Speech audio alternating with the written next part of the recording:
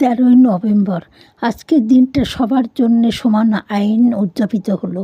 সবাই এসেছিলেন, জেলা ম্যাজিস্ট্রেট, উকিল, ডাক্তার, নৃত্যশিল্পী, গায়ক, গায়িকা, প্রতিবন্ধী, স্কুলের ছাত্রছাত্রী, দিদিমণি এবং সংশোধনাগারের নৃত্যগীত নাটক যে দিদি করান তিনি এসেছেন। তিনি একটি জীবনকে সংশোধনাগার থেকে সামাজিক জীবনে ফিরিয়ে এনেছেন। তারই জীবন কথা আজ শুনতে পেলাম এবং বাস্তব চোখে দেখলাম।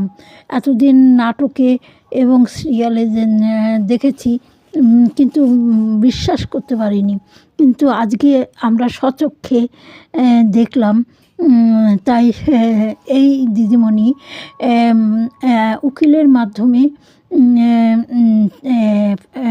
তাকে সংশোধনাগার থেকে বের করে এনে মূল স্রোতে নিয়ে এলেন। তার ছেলেটি, তিনি একদিন ওই সংশোধনাগারে অনুষ্ঠান করতে গেছিলেন। সেখানে ওই ছেলেটি একা বসে গান গাইছে। ওই গান শুনে দিদিমণির ওকে ডেকে ওর সম্বন্ধে সব কিছু জানলেন এবং জানার পর উকিলের মাধ্যমে তাকে ছাড়িয়ে আনলেন এবং সে এখন প্রতিবন্ধী একটা আশ্রমে থাকে এবং সেখানে থেকে নানান গানের অর্ডার পায় এবং সেখানে যায় এবং এইভাবে তার দিন যাপন করে।